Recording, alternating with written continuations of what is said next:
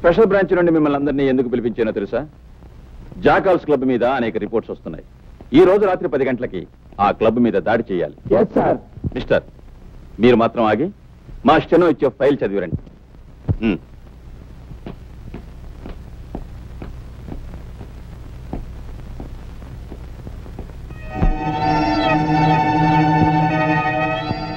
మామయ్య, నీ కాపురం చెడగొట్టడానికే నేను నీ మేనల్లుడిగా పుట్టాను.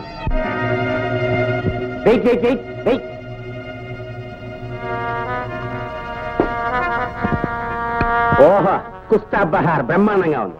అస్సలు సోడా కలపకుండా తాగండి. ఓహో, కుస్తా బహార్.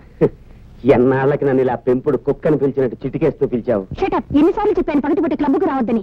అవును, పగటిపూట రావద్దన్నావు, పెళ్ళామా అని పిలవద్దన్నావు. రాత్రిళ్ళు దొంకోళ్లు పట్టేవాళ్ళ వచ్చి కస్టమర్స్ వదిలేసిన ఫుడ్ని ఎంతైనా తినమన్నావు. ఆ సంగతి గుర్తుంటే ఇప్పుడు ఎందుకు వచ్చావు?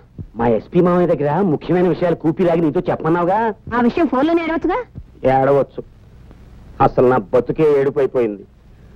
చక్కగా మా మామయ్య కూతురుని చేసుకోవలసినండి.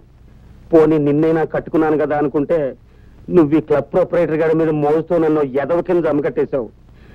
ఇటు నీకు చెడ్డైపోయి, అటు మా మావయ్యకి చెడ్డైపోయి ఎదవా అని బోర్దోడు తగిలించుకుని ఊరంతా తిరుగుతున్నాను. నాతో వచ్చేసే జ్యోతి, మనం వెళ్ళిపోదాం. వచ్చేసేయి జ్యోతి.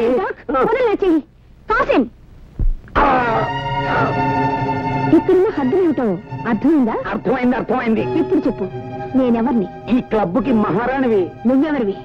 మహారాణి గారి పెంపుడు కుక్కని. మళ్ళీ ఎప్పుడైనా పగటి పూట వస్తావా? రాను, అర్ధరాత్రి దాటాకే వస్తాను. గుడ్.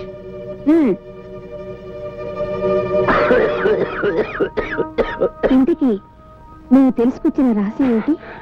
మా మామయ్య స్పెషల్ బ్రాంచ్ పోలీసుని పిలిచి ఈ క్లబ్ ని రాత్రికి రైడ్ చేయమన్నాడు.